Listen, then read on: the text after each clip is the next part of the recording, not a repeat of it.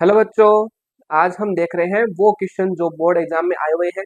तो कुछ इस टाइप के क्वेश्चन आए हुए हैं बोर्ड एग्जाम में, और भी हम क्वेश्चन करेंगे। तो आइए सबसे पहले देखते हैं पहला क्वेश्चन।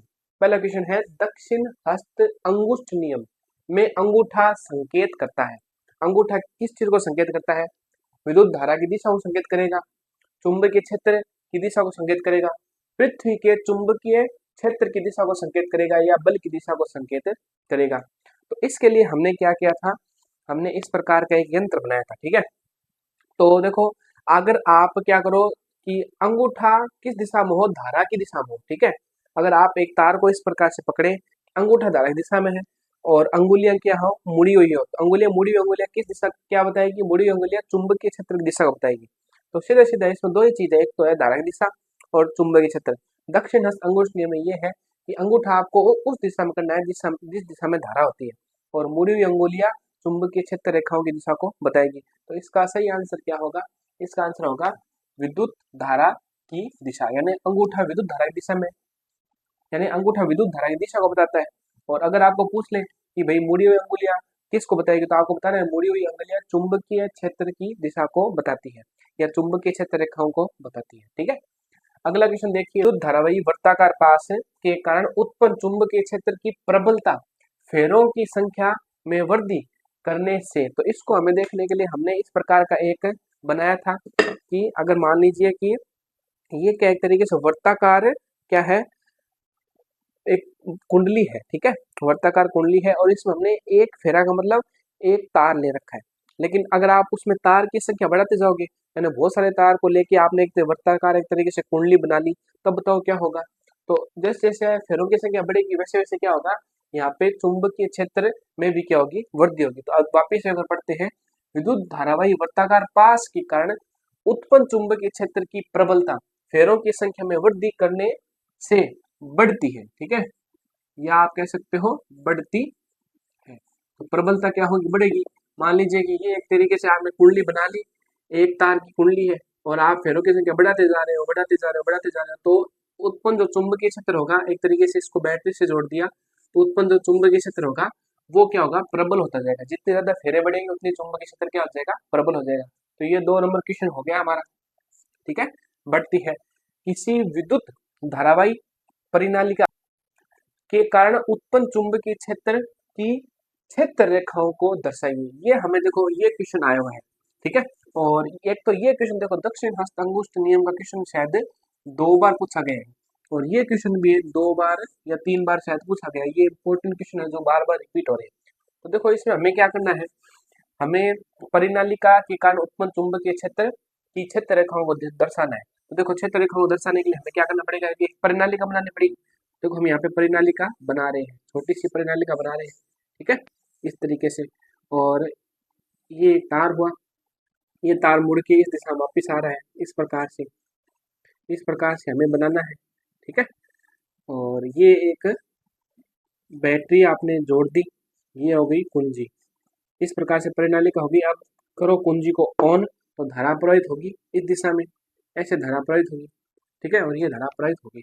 अब देखो कि धारा ऐसे प्रवाहित हो रही है। ठीक है, तो हमें क्या करना है, दक्षिण हस्त अंगुष्ठ नियम से अंगूठा धारा की दिशा में करना है, और जो अंगुलियां वो चुंबकीय क्षेत्र दिशा में बताएगी। तो एक फेरे का चुंबकीय क्षेत्र दिशा इस दिशा में, चुंबकीय क्षेत्र रेखाओं की दिशा ये, दूसरे फेरे का भी चुंबकीय क्षेत्र रेखाओं की दिशा ये। तो सभी फेरों का चुंबकीय क्षेत्र रेखाओं की दिशा क्या होगी, इस प्रकार से, यानी यहाँ से चुंबकीय क्षेत्र रेखाएं निकलेगी और यहाँ पे आके पूरी होगी। ठीक है, इसी प्रकार यहाँ से चुंबकीय क्षेत्र निकालेगी और यहाँ से आके पूरी होगी। और अगर थोड़ा हम दूर जाए तो चुंबकीय क्षेत्र रेखा ऐसे बड़ा वर्त बनाती जाएगी। इसी प्रकार से यहाँ से ये चुंबकीय क्षेत्र रेखा निकली और ऐसे इस प्रकार से चुंबकीय क्षेत्र रेखाएं निकल गई। तो इस प्रकार से आपको कुछ चित्र बनाना है। ठीक है, एक लाइन बीच में से खींचनी है। अब इनकी दिशा बतानी पड़ेगी। चुंबकीय क्षेत्र रेखा इधर से निकल रही है, तो ये दिशा हो जाएगी इनकी। ठीक है, ऐसे ऐसे इस दिशा। ठीक है, और इधर आके प्रवेश करिए तो ये दिशा हो जाएगी इस दिशा में। और जहां से चुंबकीय क्षेत्र रेखा निकलती है उसको हम बोलते हैं एन, यानी एक तरीके से ये चुंबक की जो परिनालिका है, धारावाही प्रणालिका है, ये एक तरीके से दंड चुंबक की तरह व्यवहार करेगी। और इसका ये सिरा जहां से चुंबकीय क्षेत्र रेखा निकल रही है वो सिरा एन कहलाएगा, और जहां से चुंबकीय क्षेत्र रेखाएं प्रवेश करी वो सिरा क्या कहलाएगा, एस कहलाएगा। तो आपको ये चित्र बनाना था। ठीक है, ये आया समझ में?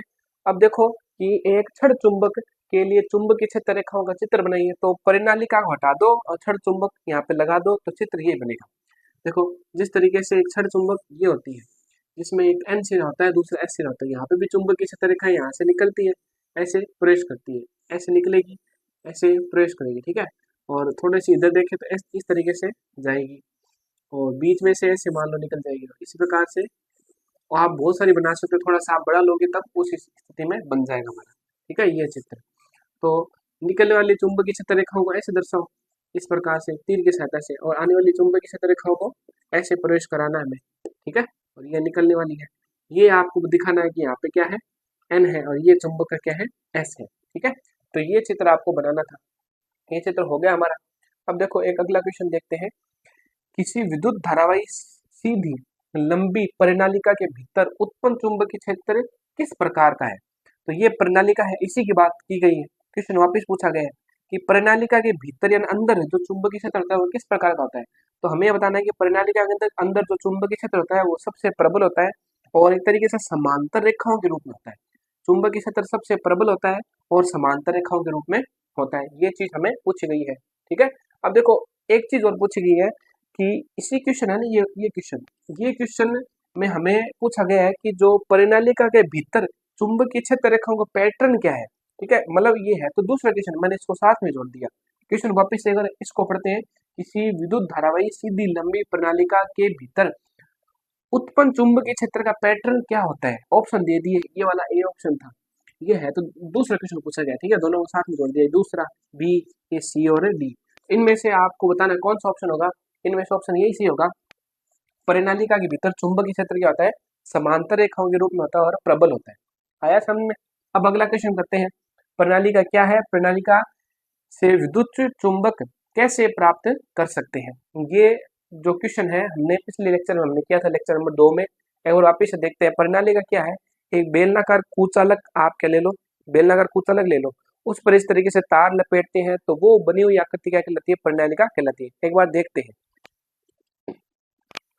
जिस प्रकार से ये क्या है, बेलनाकार कुचालक है और इस पर आपने क्या कर दिया, इस प्रकार से तार लपेट दिया, तो ये जो बनी हुई आकृति है इसी को हम क्या बोलते हैं, प्रणालिका बोलते हैं।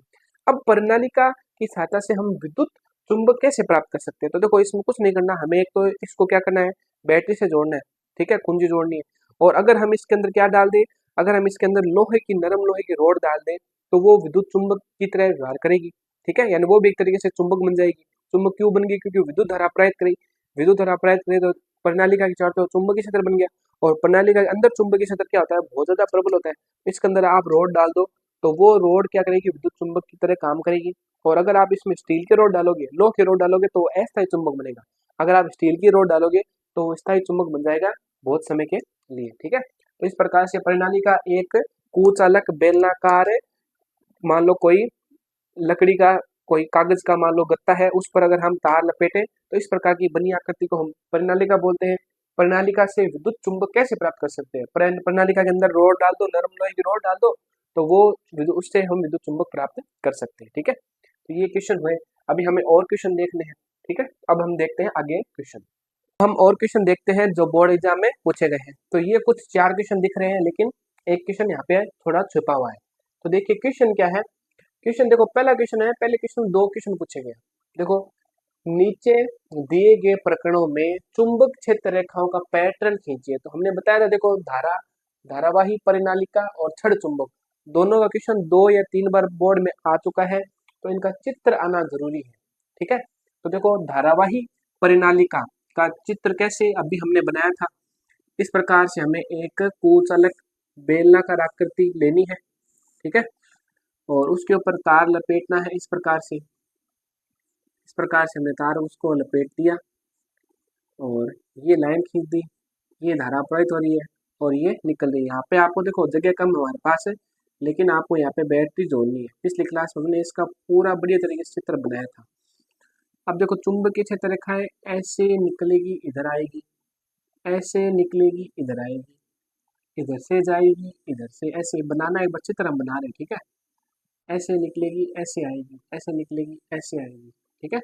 ये हुआ ऐसा, लास्ट एक लाइन बीच में, इतनी लाइन बनानी बस गिन के, काम आ जाएगा, एक लाइन और बढ़ा सकते हो, क्योंकि चित्र ज़्यादा बड़ा हो जाएगा तो आपको ज़्यादा ड्राइंग करने में टाइम लगेगा। ये लाइन इस तरफ जा रही है क्योंकि धारा, आप धारा कुंजी और धारा प्रवाहित करी, धारा ऐसे प्रवाहित हो रही है, ठीक है। तो ये यहाँ से चुंबकीय क्षेत्र रेखा निकलेगी, ये सीधा एन होगा, यहाँ से प्रवेश करेगी, ये क्या हो जाएगा, एस हो जाएगा, ठीक है, इस तरीके से। तो ये हो गया हमारा चित्र। ये हमें चित्र पूछा है, इसमें पीछे पूछा था छठ चुंबक का चित्र बनाना चाहो नंबर 2 में, चित्र ऐसे बनाना है, एन एस, ठीक है। ये चुंबकीय क्षेत्र रेखा निकली, इधर प्रवेश करी, ये चुंबकीय क्षेत्र निकली, इधर प्रवेश करी, और ऐसे आप बना सकते हैं, इधर इधर इस दिशा में, ऐसे इस दिशा में आप बना सकते हो, एक लाइन बीच में बना दो, तो ये लाइन हो गई, और ये ऐसे बन रही है, अंदर और बनाना चाहो तो एक बन जाएगी, अनंत बना सकते हैं, ठीक है, कितनी बनाना चाहो उतनी बना सकते हैं, ये ऐसे ऐसे, ये एन हो गया, ये एस हो गया। तो ये दोनों चित्र हमें पूछ रहे हैं। अब देखो क्या पूछा है, इन दोनों चुंबकीय क्षेत्रों के बीच दो विभेदनकारी लक्षणों की सूची बनाई है। तो दो इसमें विभेदनकारी लक्षण बताने हैं, तो क्या लक्षण है, सबसे पहला लक्षण ये हो सकता है कि ये जो परिनालिका है ये अस्थायी चुंबक है, जब तक आप धारा प्रवाहित करा रहे हो तब तक तो इसका चुंबकीय क्षेत्र बना हुआ है, जैसे आपने धारा बंद कर दी तो इसका चुंबकीय क्षेत्र क्या हो जाएगा, खत्म हो जाएगा, ठीक है, ये अस्थायी है और ये स्थायी है। दूसरा ये हो सकता है कि ये प्राकृतिक चुंबक है, यानी ये प्राकृतिक चुंबक है और ये क्या है, कृत्रिम से हमने बनाया है, ठीक है। तो ये दो अंतर हो गए। अब देखो अगला क्वेश्चन क्या पूछा गया है, दिए गए प्रणालिका के चुंबकीय क्षेत्रों को आरेखित करो, मतलब इसमें प्रणालिका के अंदर जो चुंबकीय क्षेत्र है उसको आरेखित करना है, यानी इस प्रकार का चित्र बनाना है, ठीक है। और कारण सहित व्याख्या करो कि तीन बिंदुओं ए बी सी में किस बिंदु पर क्षेत्र की तीव्रता अधिकतम है या न्यूनतम है। तो एक चीज तो देखो हम बता सकते हैं, तो ये चित्र थोड़ा सा क्लियर नहीं है, क्योंकि तार अगर इधर से जाएगा तो घूम के आएगा वापस, इधर से आएगा, इधर से आएगा तो इधर इधर से निकलेगा, ठीक है। ये कहीं से मुझे लग रहा है कि एक लाइन बनाना वो भूल गए शायद। तो धारा इस प्रकार से प्रवाहित करानी है हमें, ठीक है, धारा इस प्रकार से प्रवाहित होकर तार मुड़ के बाहर आ रहा है। अब देखो चित्र यही बनेगा, आपको थोड़ा सा बड़ा चित्र बनाओगे ना तब और बढ़िया बन जाएगा, ठीक है। तो देखो इस प्रकार से हम ऐसे चुंबकीय क्षेत्र रेखा बनाएंगे, धारा की दिशा देखो इस दिशा में है, धारा की दिशा इस दिशा में है, तो चुंबकीय क्षेत्र बाहर की तरफ निकलेगा, ठीक है। इस प्रकार से चुंबकीय क्षेत्र बाहर की तरफ निकल रहा है, ये हो गया ऐसे, ऐसे चुंबकीय क्षेत्र रेखा आपको बनानी है, ठीक है। ये ऐसे चुंबकीय क्षेत्र रेखा बनानी है और ये ऐसे दर्शाना है। थोड़ा सा आप ज्यादा बढ़िया बना सकते हो, यहाँ पे जगह कम इसलिए हम नहीं कर रहे, ठीक है। चित्र किताब में भी देख सकते हो, प्रणाली का चित्र है, किताब देखो ना तब आपको थोड़ा और चीजें क्लियरिटी मिलेगी। तो ये हम हो गया, हमारा चित्र हो गया, यहाँ पे आप एन बना दोगे, यहाँ पे क्या बना दोगे, एस बना दोगे। हमारा मेन उद्देश्य क्या है, चित्र तो आप बना लोगे, ठीक है, लेकिन मेन उद्देश्य हमारा ये है कि ए बी सी पर सबसे ज्यादा चुंबकीय क्षेत्र किसका है, यानी किस बिंदु पर सबसे ज्यादा चुंबकीय क्षेत्र है और किस पर सबसे कम है। तो परिनालिका के भीतर सबसे ज्यादा चुंबकीय क्षेत्र होता है, तो ए पर सबसे ज्यादा चुंबकीय क्षेत्र रेखाएं है, ठीक है, ए पर सबसे ज्यादा चुंबकीय क्षेत्र है, परिनालिका के भीतर सबसे ज्यादा चुंबकीय क्षेत्र होता है, क्योंकि वहां पे जो चुंबकीय क्षेत्र रेखाएं होती है वो क्या होती है, समांतर होती है। और सबसे कम कहाँ पे होगा, सी पर भी ज्यादा होगा, सी पर भी ज्यादा होगा, क्योंकि ये प्रणालिका के पास बिंदु है। हमने बताया था जैसे दंड चुंबक की बात करें कि दंड चुंबक होता है, दंड चुंबक के किनारों पर तो है ना चुंबकीय क्षेत्र ज्यादा होता है, लेकिन बीच में चुंबकीय क्षेत्र क्या होता है, दुर्बल होता है। इस प्रकार से बी बिंदु पर सबसे कम चुंबकीय क्षेत्र होगा और ए बिंदु पर सबसे ज्यादा चुंबकीय क्षेत्र होगा, ठीक है। आप कह सकते हो कि प्रणालिका के भीतर जो चुंबकीय क्षेत्र रेखा है वो प्रबल होगी और समांतर होगी, तो उस स्थिति में बिंदु ए पर चुंबकीय क्षेत्र ज्यादा होगा, और बिंदु बी जो प्रणालिका के बाहर स्थित है उसमें पर चुंबकीय क्षेत्र रेखाओं की प्रबलता कम होगी, तो वहां पे सबसे कम चुंबकीय क्षेत्र होगा। ये हुआ हमारा चित्र, ठीक है। अब देखो किसी धारावाही वर्ताकार पास द्वारा उत्पन्न चुंबकीय क्षेत्र की चुंबकीय क्षेत्र रेखाओं का सही पैटर्न बताना है, 1 2 3 4। इसमें से देखो आप किताब खोलो, किताब जब खोलोगे जिस प्रकार से देखो हमारे पास है, आप किताब खोलोगे तो देखो ये चित्र है, ठीक है, इस प्रकार से ये चित्र पूछा है।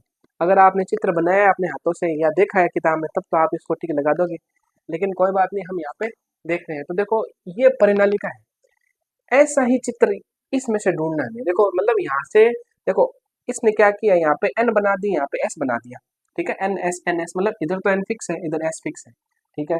तो एन एस होगा, तो देखो हमने क्या बताया था, एन से तो चुंबकीय क्षेत्र रेखा निकलेगी निकलेगी निकलेगी निकलेगी, लेकिन यहाँ पे तो नीचे तो निकलती हुई दिख रही है, ऊपर नहीं निकल रही, ऊपर इधर की तरफ आ रही, तो ये गलत चित्र है। इसमें देखो इसमें ऊपर से निकल रही है और इधर से वापस आ रही है, ये भी गलत चित्र है, ठीक है, ये भी गलत हो गया। लेकिन इसमें देखो, इसमें तो बीच में से को दिखाई नहीं रखा, तो ये भी गलत है। इसमें देखो चुंबकीय क्षेत्र रेखा है, एन से तो निकल रही है, एन से निकल रही है और एस पर वापस आ रही है, तो ये चित्र हमारा क्या होगा, सही होगा। एक क्वेश्चन और पूछा गया था, अभी हम यहाँ पे क्या बना रहे हैं, थोड़ी सी जगह बना रहे हैं, वो आपको बताएंगे क्या क्वेश्चन है। देखिए क्वेश्चन ये पूछा गया था, छोटा सा क्वेश्चन था, ये दो तार है, इसमें धारा एक ही दिशा में प्रवाहित हो रही है, तो हमारे पास चार ऑप्शन दिए गए थे। एक ऑप्शन पूछा गया था कि चुंबकीय क्षेत्र धारा की दिशा में होगा, एक दूसरा चुंबकीय क्षेत्र तल के लंबवत मान लो अंदर की तरफ होगा, ठीक है, या फिर बाहर की तरफ होगा, या इस पर चुंबकीय क्षेत्र क्या होगा, शून्य होगा। अब देखो हम दक्षिण अंगुष्ठ नियम की सहायता से इसको करते हैं। दोनों धारा एक दिशा में प्रवाहित हो रही है, तो पहले ऊपर वाली की बात करते हैं। तो जिस दिशा में धारा प्रवाहित हो रही है उस दिशा में हमें अंगूठा रखना है, ठीक है, और अंगुलियां, मुड़ी अंगुलियां चुंबकीय क्षेत्र की दिशा बताएगी। तो अगर आप ऐसे बनाना चाहो तो बिंदु P पर चुंबकीय क्षेत्र अंदर की तरफ है, ऊपर वाले तार के कारण अंदर की तरफ है, ठीक है, अंदर की तरफ है ऊपर वाले तार के कारण। लेकिन देखो नीचे वाला तार के कारण, देखो नीचे वाला तार है, ठीक है, उसके कारण धारा तो इस दिशा में प्रवाहित हो रही है, अंगूठे की दिशा में, लेकिन आप क्या कर रहे हो, आप अंगुलियों को मोड़ के ऐसे करोगे, तब इसके कारण चुंबकीय क्षेत्र बाहर की तरफ है, यानी पहले वाले तार के कारण तो चुंबकीय क्षेत्र अंदर की तरफ है बिंदु P पर, और दूसरे तार के कारण चुंबकीय क्षेत्र बिंदु P पर क्या है, बाहर की तरफ है। तो एक तो अंदर की तरफ लग रहा है, एक बाहर की तरफ लग रहा है, तो यहाँ पे जो चुंबकीय क्षेत्र होगा वो क्या होगा, शून्य होगा, ठीक है। तो एक तो अंदर की तरफ चुंबकीय क्षेत्र रेखा निकल रही है, एक बाहर की तरफ चुंबकीय क्षेत्र निकल रही है, तो दोनों के कारण जो चुंबकीय क्षेत्र है, कुल चुंबकीय क्षेत्र होगा वो क्या होगा, शून्य होगा। तो ये क्वेश्चन था हमारा। तो आशा करते हैं कि आपको ये वीडियो अच्छा लगा होगा, और हमारे जो पिछले जो लेक्चर है आप उनको देखिए, जिससे क्या होगा कि हम वहाँ पे टॉपिक तो कर रहे हैं, साथ साथ में क्वेश्चन भी कर रहे हैं। क्वेश्चन करने से हमारा ये फायदा होता है कि हमें जो क्लियरिटी आ जाती है, अच्छा ये इस प्रकार के क्वेश्चन एग्जाम बोर्ड में पूछे जाते हैं। तो बच्चों अब हम मिलेंगे अगले वीडियो में, तब तक के लिए ऑल द बेस्ट।